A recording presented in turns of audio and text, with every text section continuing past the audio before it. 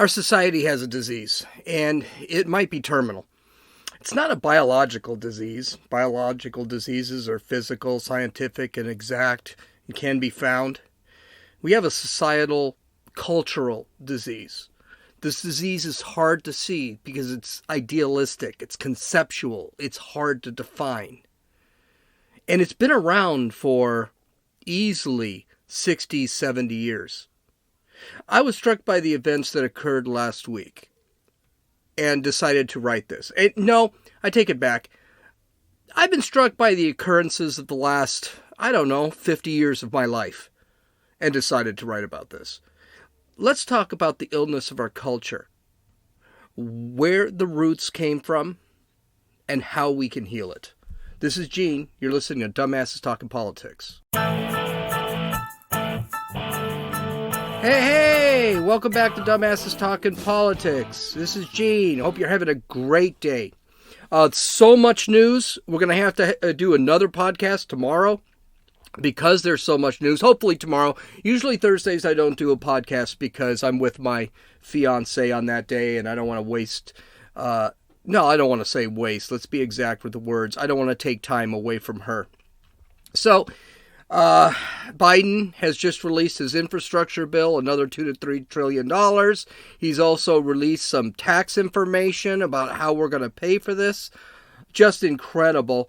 And we also have Matt Gaetz, who might be in some trouble. He's the Republican from Florida, who apparently may or may not have been doing bad things.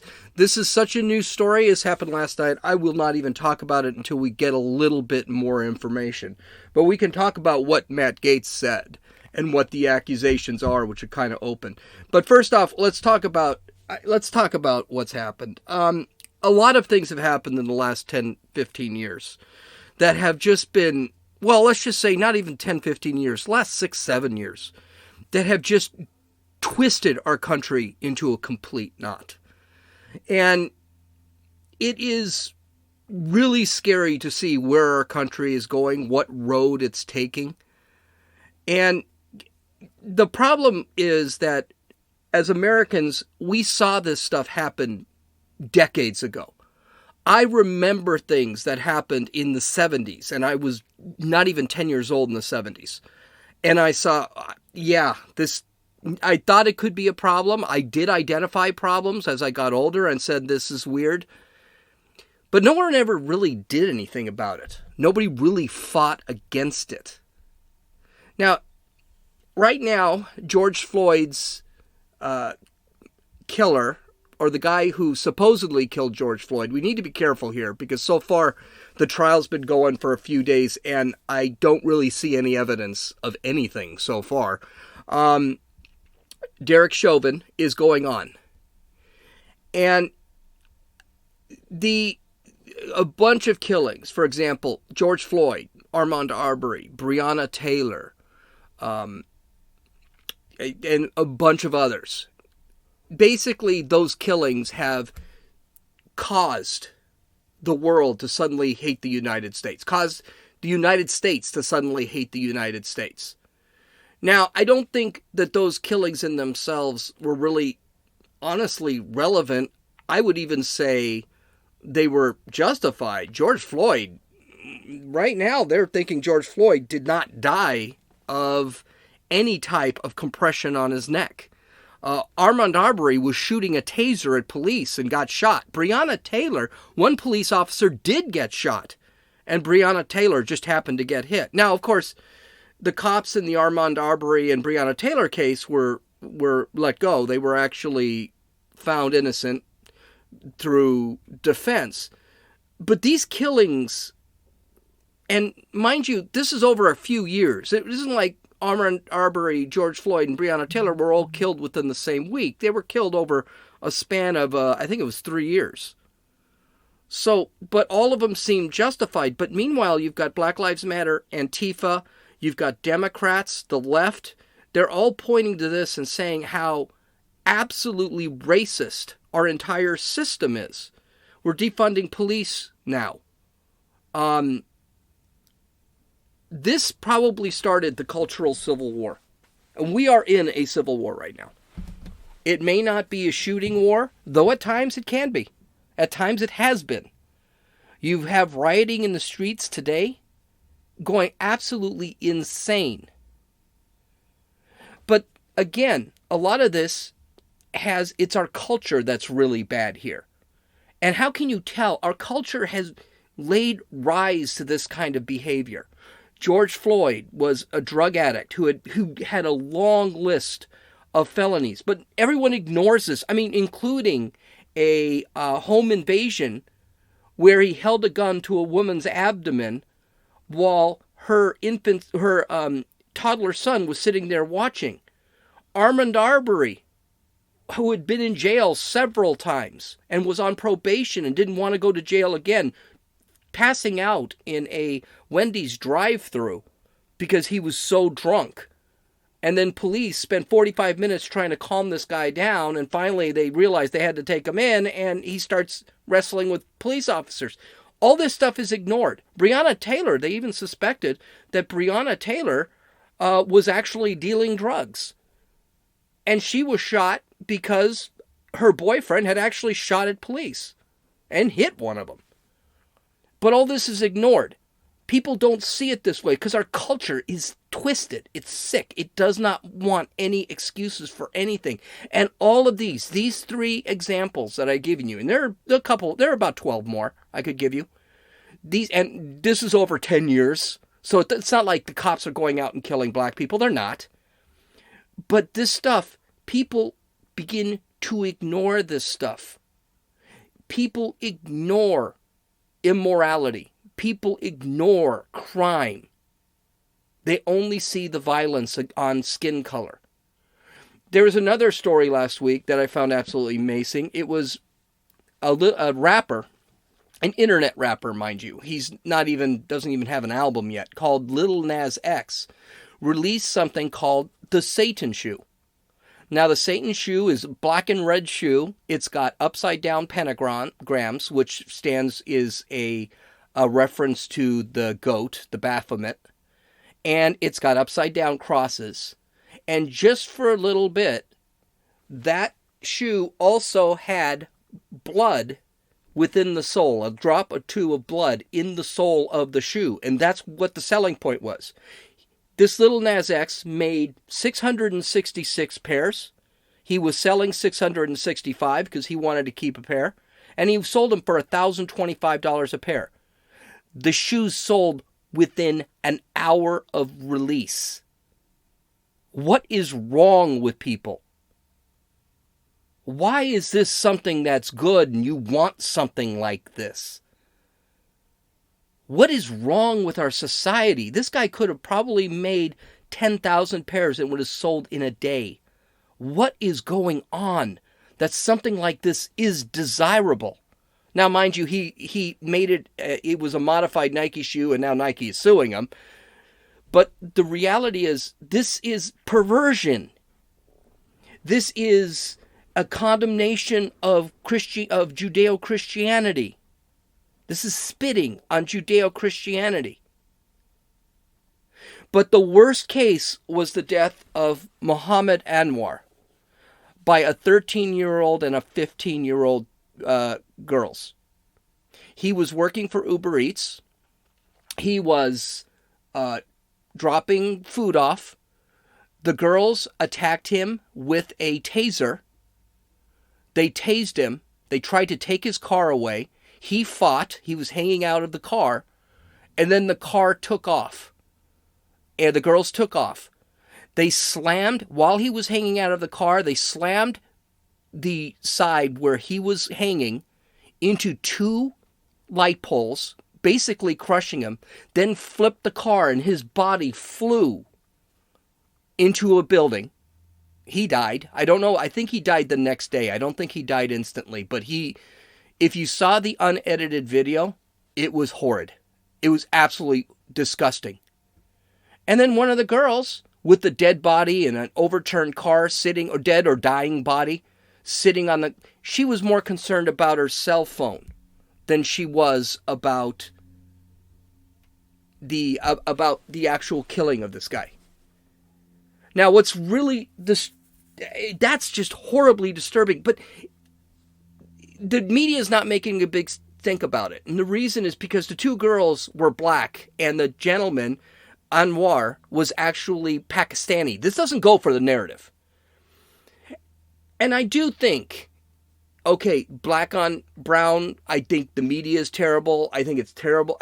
There is more violence committed by blacks against minorities. For example, the Asian American hate crime thing. There's more black on Asian violence than anybody else. And I know blacks are seen as innocent and blah, blah, blah. That's not what bothers me about this. It does bother me, but that's not what bothers me about this is what makes a 13 and a 15-year-old think that this is okay. Now, they're facing capital murder. But what makes them think? What goes through their heads to actually do something like this? What goes through the head of two teenage boys? And mind you, I'm not even going to say their race because it's not relevant. What goes to the head of two teenage boys to break into a man's house, not steal anything, but then light another man who is mentally disabled on fire? That happened 2 weeks ago. Bet you didn't hear much about that.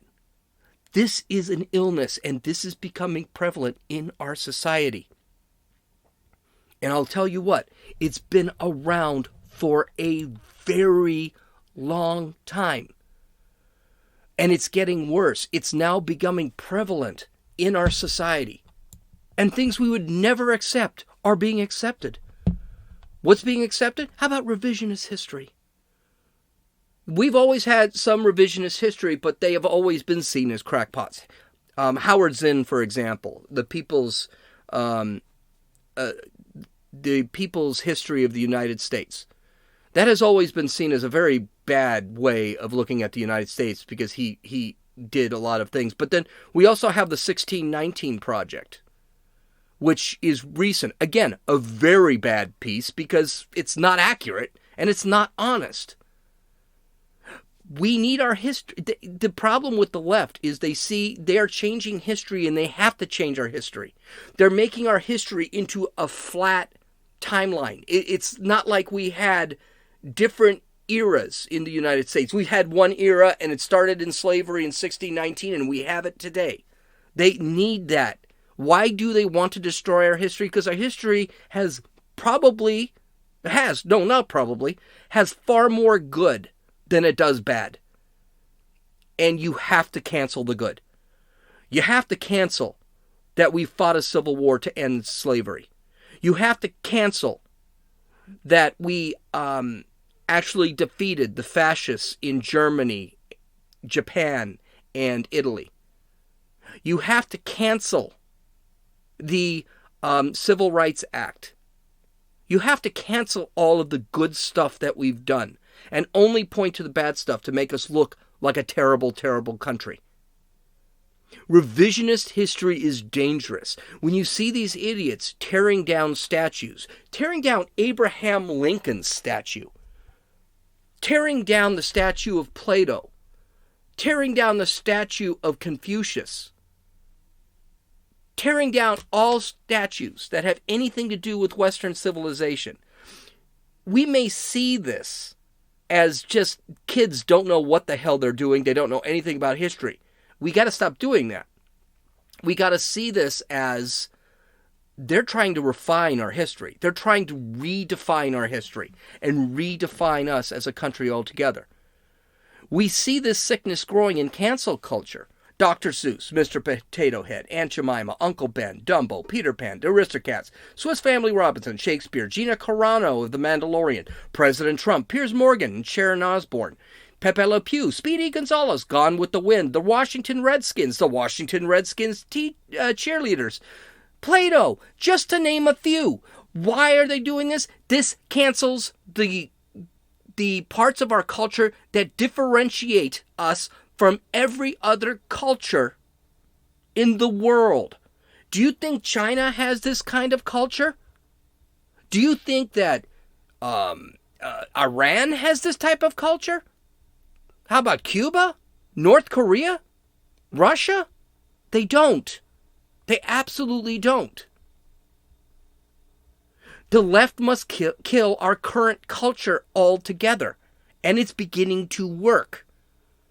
And when people see that there are things that are fun, there are things that are entertaining, we have great creativity, well then, again, that's a positive force in the United States. And all of that is being under attack. They want us to have the same bland, sterile culture of the old Soviet Union and Russia, modern-day Russia, and China. And we're going to talk about how to fix all this stuff. But it's going to be tough. Especially when it comes to literature. We're definitely going to talk about literature. Found a great article from the Federalist, and we're going to read over that. The left is spreading this disease into all our institutions. Now, one thing to remember, they always had control of some institutions. They had control of the entertainment industry. They had control of the news media. That's not something that it was new. But now they're beginning to sink their claws into the education system. The STEM properties, which is science, technology, engineering, I believe, and mechanics, or I can't remember what it means. But the STEM is being sacrificed for indoctrination. Kids don't know who the first president of the United States is, but they know who Greta Thunberg is. Isn't that sick? Kids don't know how to deal with percentages and decimals, but they know who Cardi B is. Corporations, it's attacking. The economy, our financial systems. Capitalism is now been seen as evil for 50% of the people in this country right now. They don't, again, the left can't point to socialist countries, which is where they want to go, and say, oh, that's a great country. China is not a democracy as much as China wants to say. China is a socialist dictatorship. And they can't point to China and say, look how great China is, because the people are suffering. They can't point to the Soviet Union. They can't point to Venezuela. They can't point to Castro in Cuba, because every time they do, it's just another reason. They just have to say how bad capitalism is. And you know who said that? It was Marx. Marx said that capitalism eventually kills itself, and because it is a bad economic system. But you see corporations today that depend on capitalism are actually going out and kowtowing to the left. And the reason they kowtow to the left is quite simple. They kowtow to the left because they don't want any problems. They just want to sell their product, and they don't want anyone bitching about them and bitching about the company. Coca-Cola did this. They didn't do this because they believe in any of this crap. They did this because they just don't feel like, hey, let's just kill this off before we become boycotted or some other crap like that. And that is what's happening. They're pushing the entertainment industry. Like I said, they've always had their hooks in the entertainment industry. The difference now is the entertainment industry will absolutely get rid of you because you have any type of conservative or values or love for this country or moral values or religious values. They'll just kick you completely out. The news media isn't even, they've always been kind of on the left. But the news media now is wide open about it. They're actually changing stories. They're lying about stories. They're ignoring stories that doesn't go for their narrative. They should now be called the narrative media because they don't talk about the news anymore, no matter how big of news it is. Look at what they did with the riots. Family unit is practically destroyed. When I was a kid, it was a nuclear family. You had a father and your mother and you had the kids. And the reality was the father and the mother typically did not divorce. And they did not divorce because of the kids. Then divorce became a thing. And then fathers and mothers started to become more selfish. And I think this is affecting the kids a lot. But that's the left's deal. Even Karl Marx in the Communist Manifesto pointed out that the family unit was bad. That the nuclear family was bad, and in order for socialism to take over, you needed the family broken. And today you see it. Today, 50% of white families are broken families. 70% of black families are broken families. This is all from the culture. Religion is constantly under attack. The Judeo-Christian religion, we talk about this a lot, is completely beaten down. Now we're looking at churches losing their tax exemption because they won't allow gay and trans people, or they won't marry gay and trans people. We're looking at, I wouldn't be surprised if you saw certain Bibles being banned. There is constant Jewish hate crime, but no one talks about it because they hate the Judeo-Christian religions. And the reason they hate the Judeo-Christian religions is because the Judeo-Christian philosophy is the base philosophy with Greek reason that made this country. It is the philosophy of the Declaration of Independence. It is the base for the philosophy of the Constitution and the Bill of Rights. They have to destroy it. And now, what's worse, institutions that should have never been touched, the military, the police, are now being invaded. We're seeing this anti-racism philosophy sinking into the military.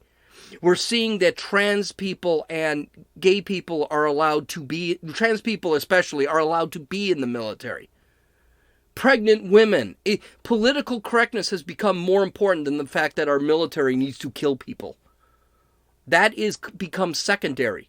Remember, the military's got two jobs: kill people, destroy things. That's their work.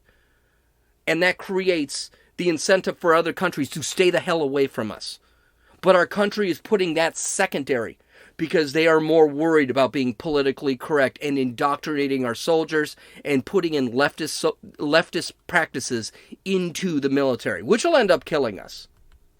Individualism is being replaced by the collective.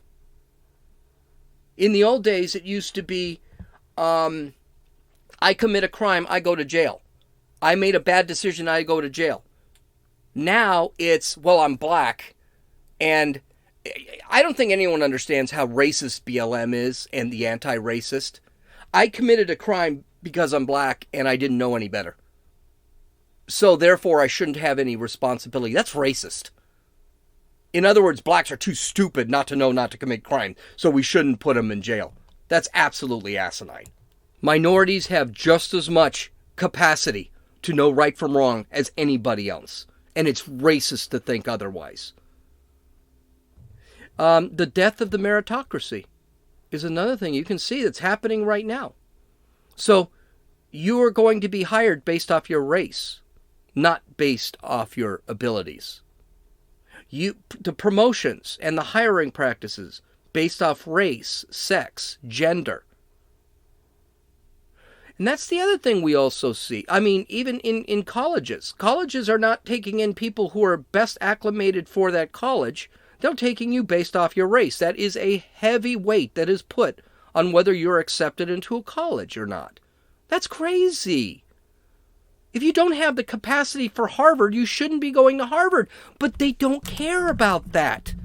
Harvard needs this many black people, whether they're good enough or not. And this whole Asian American hate crime thing, the Democrats, the left, wants to keep Asians out of college. Because there are too many Asians in college. Why? Because they have a work ethic, they have a family unit, and they have intelligence. They're smart. They have more Asians in colleges today than they do white people. And they make up one of the smallest percentages of the country. This is sad stuff when our country is being changed to the point where you deserve something, but you're not going to get it because you're the wrong skin color. We have become a racist culture. And it's hard to believe that they're saying, keep screaming white supremacy, white supremacy. No. It's not white supremacy, it's the issue. It's a racist culture because we are looking down on black people, but we're looking down on black people, so we decide to give them more. Again, book, White Guilt by Shelby Steele.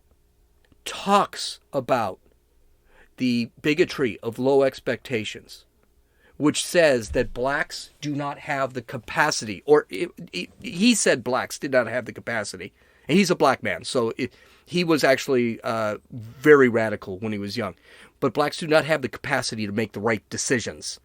That is what it means. That is racism. It's called bigotry of low expectations. I don't expect you to do the right thing because you're black. It's a terrible, terrible thing. So, like I said, this is not something that just started. This is something that's been around forever. I remember this stuff being talked about in the 70s. As a matter of fact, when you talk about what caused this cultural civil war that we're in today, there are only about 6 of them. But they've been around for quite a while. So let's talk about them. The first one, of course, is race. Race is the big one. Blacks had Jim Crow until 1964, when Lyndon B. Johnson, who was a firm racist, signed in the Civil Rights Bill, and then the next year he signed in the War Against Poverty, the bill that dealt with the war against poverty. The idea was to actually make blacks more dependent on government. That was his reason for setting up the war against poverty. And he wanted Democrats to be in office for the next 200 years. He said that. He said it a little more colorfully than I'm going to say it because I don't want to get into trouble. But race has been an issue. Again, Shelby Steele's book is fantastic. It does explain this, that this mess that we have right now started with the Black Panthers, with Al Sharpton, with Jesse Jackson, because once blacks always saw themselves as individuals. They always had a very strong hold on religion and very strong hold on family. They had high moral. They were very conservative. And they had the responsibility, but the problem is with Jim Crow, they didn't have the opportunities. With the Civil Rights Bill, they were given the opportunities, but then you had race hucksters like Al Sharpton, Jesse Jackson. Now you've got Ibram X. Kendi. Same thing. These people are actually putting blacks back into groups, destroying their individuality, and then saying that the fact that they have a lack of individuality is because of white supremacy. It's a huckster. It's a crap show. It's a lie. So race started back in the 64, 65. It did not start with Jim Crow. Jim Crow, the United States, was systemically racist. By the way, that's how we know we don't have systemic racism. Because we already had systemic racism. We know what it looks like. The next thing, which is probably not quite as old as race, but it's way up there, is environmentalism.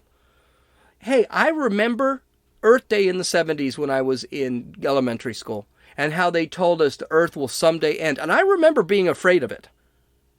But we talked about it maybe once a year. The news talked about it a lot. We were told that the world would end in the 1980s. It would end in 10 years because of Reagan. Of course, we were told again in 2000s that it's going to end in 10 years by Al Gore. And of course, we're told about it in 2019 or 2018 that the world's going to end 10 years again by Greta Thunberg and Alexandria Ocasio-Cortez. But the real goal of environmentalism is to destroy capitalism. Capitalism is creating the world is going to end, even though capitalism is actually finding ways to use less carbon. Meanwhile, socialism in China, for example, and China is not the only one that does this. Socialism in China is polluting the world like crazy, but no one wants to bring anything up. Because the goal of environmentalism is to destroy capitalism. And it's been like that for decades. I mean, they were telling us in the 80s, we got to stop driving. They were telling this in the 80s. I'm sure a lot of you are a lot younger than I am, so you may not know that. But we've been hearing about this 10 years, the world is going to end crap for 50 years. I'm 53. I've heard about it since I was like 8. Inequity and class warfare is also something that's been going on forever. And we're talking the New Deal by FDR dealt with this. Woodrow Wilson dealt with this. LBJ's Great Society, which is the War on Poverty, dealt with this. There has been class warfare since there was a middle class. And here's the thing. It's not even inequality anymore. It's inequity. Okay? This means that a class of people, in this case the middle class or the lower class, the poor class, are not at the same levels as the rich. Or the poor class should be at the same level as the middle class. Or the upper class should be at the same level as the middle class. Here's what it comes down to. This is something that was written by Marx in the 1800s. Everyone needs to be equal. There are no rich, there are no poor. Everyone is exactly the same. There is no inequity, which means we all have equally the same amount. We all live in exactly the same way. This is a fool's errand. There's no such thing. Equity is determined by a few things. It's determined by work. It's determined by capacity, creativity.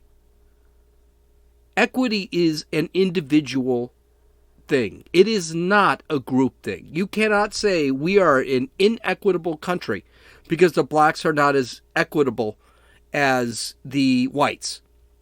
And by the way, we can't even say that.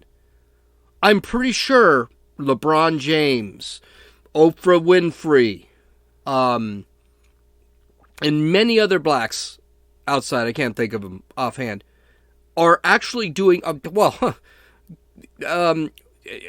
X. Kendi.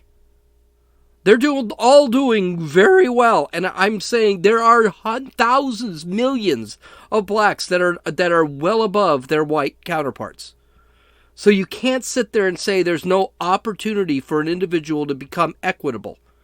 It's decisions in life. It's capacity. That's what makes opportunity. Hey, by the way, you get some gal pregnant at 15 and you got to take care of that kid. Guess what? You just shot a lot of your opportunity right into hell. And that's not because you're black. It's not because you're Hispanic. But that's because you have made bad decisions. It's not even that you don't have the capacity for the opportunity. But that's the whole thing. Inequity. Equity is based on individuals. It cannot be based on group. But it's been pushed, the way Marx pushed it in the Communist Manifesto, that equity is based on a group. Feminism was something that was a killer. Women aren't equal. There's the biggest lie that's been hanging around the world for I don't know how long, is that women are paid 50 to 70 cents as per hour as men. So man earns $1 every hour. That woman earns 70%, 60, 50%. By the way, that's been debunked. That is just a BS argument. The problem with feminism is that feminism, back then, they were taking off their bras and stuff. I don't quite understand how a woman taking off her bras is going to show something to a man. Because it is going to show something to a man, and men are good with that. I'm sorry, we are good with that. But to sit back and say all of these lies, women can do everything that a man could do, that's a lie. That's a lie. Just like men can't do everything women could do. Women cannot do a 9.5 second 100 meter. Men can't give birth to babies. That's a physical difference between the sexes. Sorry, that's the life. But they become more and more and more radical to the point that women who are the true feminists today don't even think we need men in society. And they demonize men. I mean, this was just at a time where I deserve equal pay, I deserve equal rights. And at the time, we kind of ignored it. There was a lot of harassment when I was a kid. I did it. I mean, everyone does it. Everyone did it back then. Harassment today is not what it was back then. It's easily caught today. But the reality is, a woman who who had the same qualifications, the same skills, and worked the same hours with the same experience, earned the same, if not more, than a man. So it was just complete crap. But it has become that women do not even need men. Well, I got news for you. If you want the human race to move forward, a lot of people don't. A lot of the left, believe it or not, wants people to die. They really think the world has too many people and they think they should die. Why do you think there's an abortion? Why do you think you ignore genocides? They don't like people. And by the way, that's a Chinese thing. Chinese had the one-child policy. The United States, with its abortion support, believes the same thing. You got women that are cheering their abortion or celebrating their abortions now. It's kind of sick. But this is modern-day feminism. The LGBTQ community is something that actually was not a big thing until about the 90s. Then it started poking its head with basically gay marriage. And you also had gay men in the military, which apparently is not that big of a deal. But I was always against, I think the proposition back then was Prop 8, where it was not allowing gay marriage. And one of the things I said is that I'm against gay marriage only because give a mouse a cookie. Right now it's gay marriage. Tomorrow it's going to be something else. The day after it's going to be something else. Well, we can just look at the LGBTQ and again, the initials keep going on forever. It used to be just the LGB. Lesbian, gay, bisexual. Then it became LGBT, lesbian, gay, bisexual, transsexual. Then it went to queer. And then it went to this. Now we are in a position, what I said back then, I'm glad I voted against Prop. I really don't care if men get married to another man. I don't care if women get married to another woman. I really don't care. But the reality is, look where we are now. Because we just let these things go. And by the way, Proposition 8 lost. But it was still overruled by the courts. So glad I'm voting. So all these Voting Rights Act things that you keep hearing about, we had problems with voting. Our votes basically didn't count in California because we knew a court was just going to overrule us. How a court overrules a vote, I don't know. And now look how crazy we've gotten. Transsexuals, now they're changing names. They're changing words. He is a she, or it might be a she. It might be they. For an individual, which is just not even English. Now we're talking about transsexuals can be as young as 3 or 4 years old. We have transsexual kids at 9 years old dancing at gay strip clubs. This is happening. We've got transsexual story time. What is happening in this country? This is the kind of perversion that I was afraid of when Prop 8 came out. And I'm assuming it's Prop 8. I might be wrong, but I think it was Prop 8 in California. This is why I voted against Prop 8, because I didn't want this. This could get worse. You know what's going to be next? Adult men are going to be able to have sex with little boys. You're going to sit back. It's coming. It's coming. You already have organizations like NAMBLA that supports that. NAMBLA actually wanted to become part of the LGBTQ. And, of course, people said, no, we're not, no. Finally, capitalism. The whole hatred of capitalism, the love of socialism over capitalism, I got news for you. That was here since probably Theodore Roosevelt. Capitalism has always been questioned. And here's the thing. Marx was kind of right. Capitalism will destroy itself. And the reason capitalism will destroy itself is because people get so used to it and it works so well, they become spoiled. Hey, newsflash, we're not broke. This is a great society. We are the richest country in human history. We have done things with technology all because of capitalism. We make electric cars. We created the internet. We've launched spaceship. We've landed on the moon. We've taken pictures of Pluto. We have landed many different devices on Mars. We're going to end up on Mars. Computer, the microcomputer, the operating systems that run those computers. That is all done by capitalism. The problem is people get tired or they don't see any of this stuff. Their little phones in their hands that they're using. They sit there and bitch how slow they are and things like, hello, that shit's got to go to the moon. They got to go to a satellite in space. Calm down. This is something we created. Technology is not created in China. China steals their technology. They don't create technology. If it weren't for the fact that our military is becoming inundated in this crap, I wouldn't even worry in this leftist garbage. I wouldn't even worry about China and their technology. Their technology is our technology and they build it like crap. But now we're becoming less, I'd hate to say it, but masculine in this army, in this military. And I'm getting a little scared because China doesn't give a damn about any of this stuff. But that's where we are now. I mean, I hear a lot of people today that don't believe we ever landed on the moon. You know why? Because their generation takes for granted what their accomplishments are and just doesn't believe that, just decides not to believe because they don't feel they've made any accomplishments.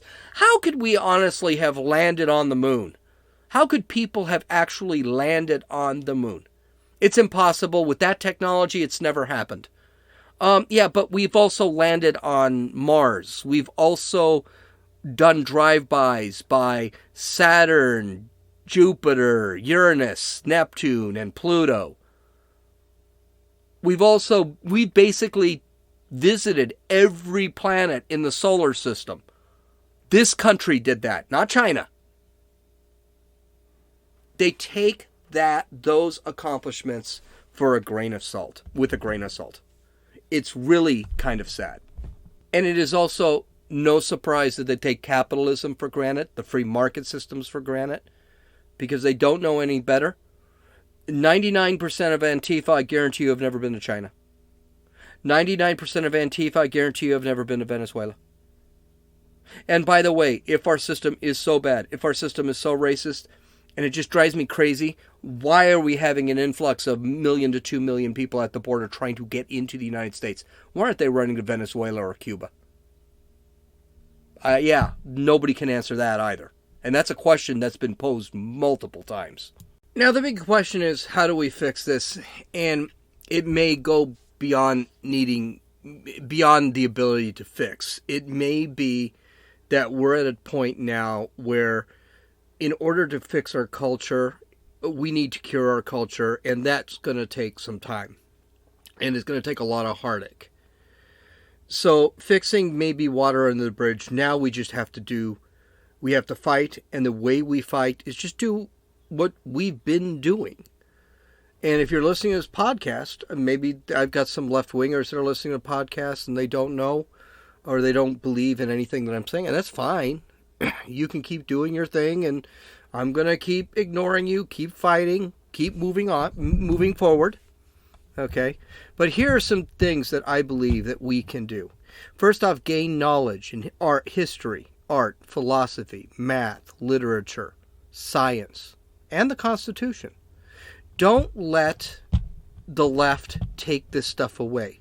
One of the things I find really sad is I'm finding a lot of people don't read anymore.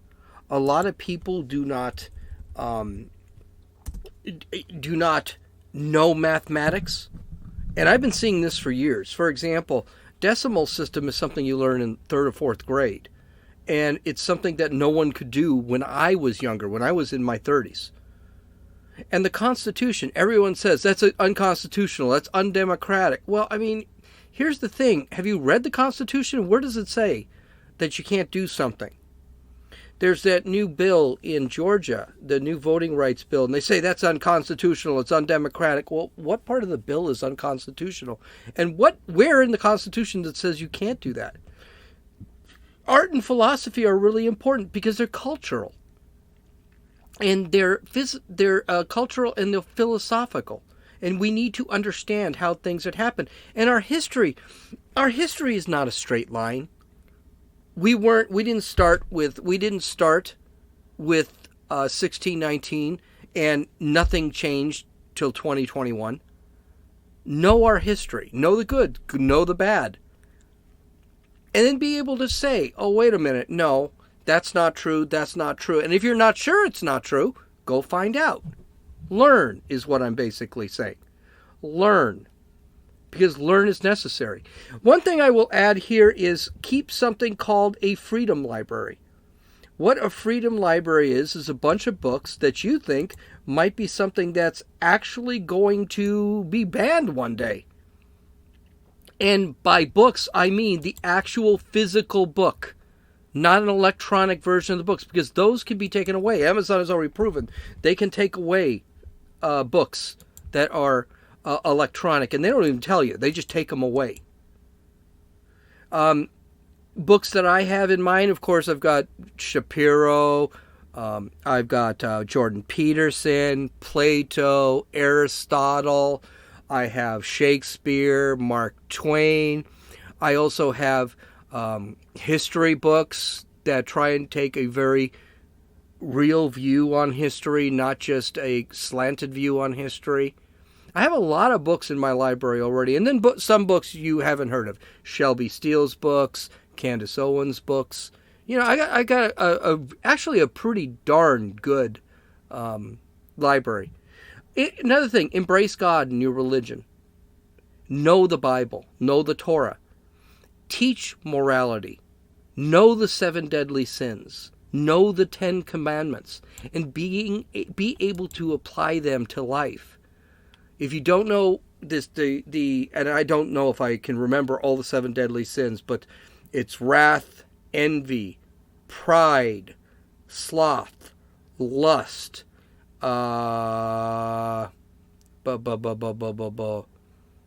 think it's okay. I know 5 of them offhand. I did know them in deal, but also be able to know how to apply them in life. For example, lust is a real curious one. If you have a fantasy about somebody other than your spouse, that is lust.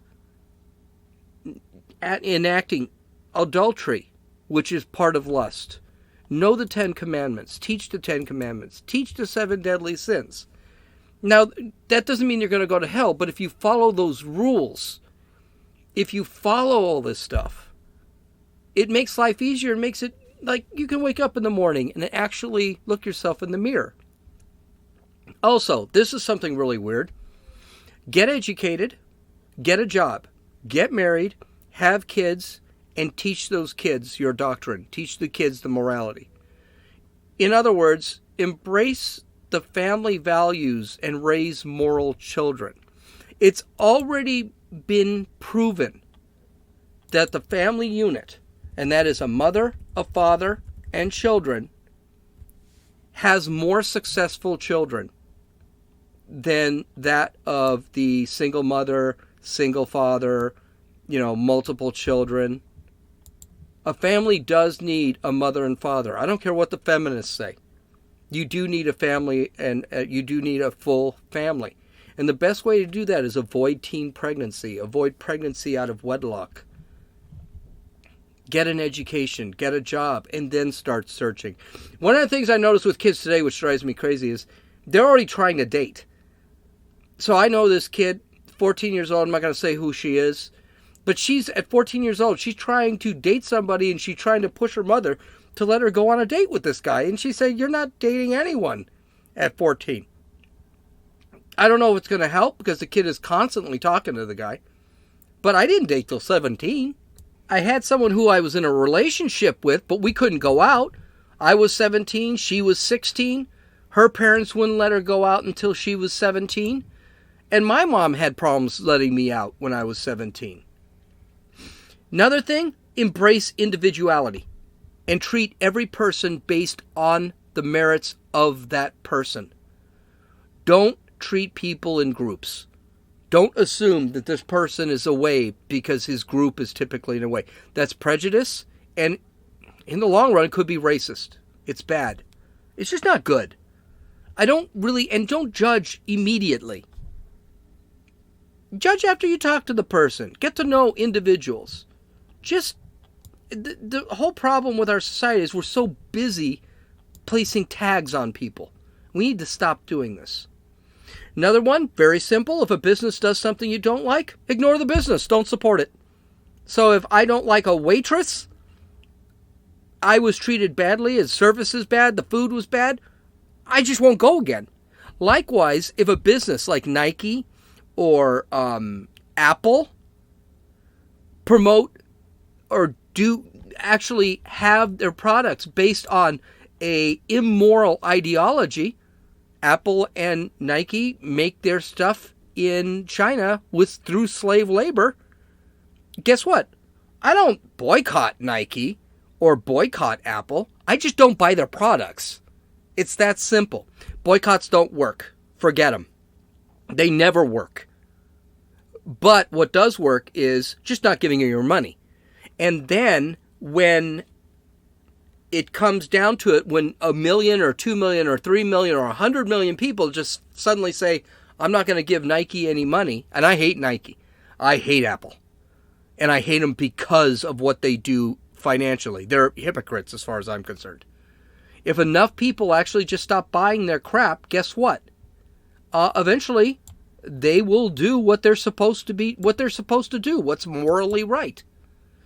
Speak up when you hear something wrong. Silence is surrender. This could be the most uncomfortable, but it is a form of leadership. When I hear talk about abortion especially, and when I hear talk about Biden, and when I hear talk about Trump, and when and someone asks me my opinion, guess what? I don't argue with them. I just say, no, I disagree with you. I think you're wrong. That's it. I think you're dead wrong, and I guarantee you, you will not go into much more of a conversation. And the reason is because maybe they're not that secure. I think there are only 2 people that I've met in the last probably 2 or 3 years where I've sat there and said, no, you're wrong. I'm sorry. I don't agree with you. You're wrong. And I actually get a debate on it. And likewise, when the debate becomes a fight, I actually de-escalate. I can't talk to you. There's nothing to talk about. You're not being reasonable. You're yelling at me. Never raise your voice. That's the other thing. Never raise your voice when you actually run into these situations. Lead. Just say, no, I think you're wrong. And when they start yelling at you, you see this on the news all the time. I know this is a really long podcast, sorry. But you see people on the news, and you see leftists especially, they start talking over the guy they're debating with.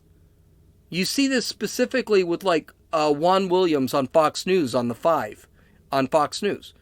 He will actually just start talking over people. And so people got a question that doesn't make sense, and this is why. He'll just talk over them. And you see this with the left all the time. One of the reasons I like Fox News is they do allow for that kind of debate. And they're seen more as moderate or even left-leaning in certain areas. But no, they're not left-leaning. They're just giving you the other side. When they say fair and balanced, I don't know if they're fair and balanced. I don't think they're completely fair and balanced. But they're more so than, let's say, CNN, MSNBC, Newsmax, or OAN. That's why I like them. Now, and that brings us to another thing. Listen to all sides. So, we just had, matter of fact, I recorded this podcast. I cut this podcast in half because I wanted to hear Joe Biden talk about his stimulus, about his recovery package. That's going to cost another $2.25 trillion. Good for him. We'll talk about that tomorrow. But I'm going to listen to that on Fox News tonight, and then I'm going to listen to it on CNN and see what they say. If they talk about it, I'm sure it'll be in glowing, and I want to hear why it's such a great thing that CNN thinks spending another $2.5 trillion is a good idea. I want to hear why. I already know why Fox News thinks it. So listening to Tucker Carlson talk about this infrastructure bill is not going to be anything new to me. I should want to listen to something new. Here's the thing. This might be weird. 99% of the time, when CNN talks, they just confirm my beliefs. Okay? And the reason is because usually CNN doesn't use any reasonable argument about it. They don't look at the good and the bad of something. Okay? They'll say 75% of people actually support this infrastructure bill. That's what they said today. And it's kind of like, what's 75%? I don't know anyone that's real thrilled about spending another $2 trillion at the end of a pandemic when we're trying to get the economy going. And I know this is another argument that CNN makes. Everyone's asking how to pay for it. Well, you know something? We got to grow the economy. That doesn't answer the question. Makes my position feel more, it makes me feel more comfortable in my position. Every once in a while, that 1% of the time, they're actually going to convince me otherwise, that I might be wrong. That's a good argument. Okay, and then I will either do research on that argument, or they'll just change my mind. That doesn't happen very often. But it does happen. You should be open to that. That's a good thing. And finally, and most important, be happy. Laugh at what's funny. Even if it is at yourself, at your expense. Laugh at some of the things people make fun of. South Park, Family Guy, The Simpsons, SNL. One of the reasons the old Tonight Show with Johnny Carson and with Jay Leno, the reason all these were really funny is because they made fun of everything, including things that are uncomfortable. But here's the thing. Usually the humor comes from a basis of truth. And it's funny. South Park does the funniest things with Catholics. I mean, every time there's a Catholic priest there's something with a little boy. And yes, I think it's very terrible that you're making fun of my church. I don't think it's great. I'm not thrilled that you're making fun of my church, but the reality is that's kind of funny. And I laugh at it. I don't get offended. It makes me look forward to the next show. Why is that a bad thing? Laugh. Enjoy. Be happy. It's fun. Listen to a comedian. Even if that comedian... I remember one of my favorite comedians is Louis C.K. Love Louis C.K. And I watched his episode. I watched his comedy routine, hour-long comedy routine on Netflix. And the first thing he said is, he walked in and he said, okay, here's my thing with abortion. Everyone started freaking laughing. Everyone started laughing. And he spent 20 minutes on abortion. Something so freaking uncomfortable. But it was I could almost remember it word for word. I watched that routine twice. I thought it was so funny. Because everything he said was true. And, I may not like what he said about abortion, how he supports abortion, though understand that was part of the comedy routine. I don't really know if he supports it or not. It doesn't matter. It was funny. Dave Chappelle makes fun of the whole LGBT and makes fun. Here's the thing. You're going to find that comedians, and South Park is a prime example of this, they make fun of the left. Do you know why? Because the left has so much material to make fun of. It's true. It's absolutely true. The South Park, Trey Parker and I can't remember the other guy from South Park, Matthew Stone, actually said, well, they try and attack everybody, but the reality is the left is a lot of fun to attack because they get so upset about it. And they give a lot of ammunition. The COVID thing is the prime example. Season 24, they had the COVID special, they had the pandemic special, and then they had the vaccination special, which I bought those. They were so funny. And it makes fun of absolutely everything. So, folks, can we win this war? I think we will. And I think we will because, I thought my Google was going to go off on me. I think we will win this war, and the reason I think we will end up winning this war in the long run is because more people believe in moderation, and that includes liberals. Not the left. The left, I think, is a very small group. A lot of people believe in moderation, and they're only going to tolerate so much of it. They're only going to tolerate so much of it. Okay, you can visit my website at www.dumbassestalkingpolitics.com. You go there, you can actually find out where you can download or listen to this podcast on Apple Podcasts, Podbean, Podcast Addict, Stitcher, YouTube, and Rumble. I hope you have a great time. I'm sorry this ran so long, but I was pretty passionate on it. I'm passionate about it. This is Gene. You listen to Dumbasses Talking Politics.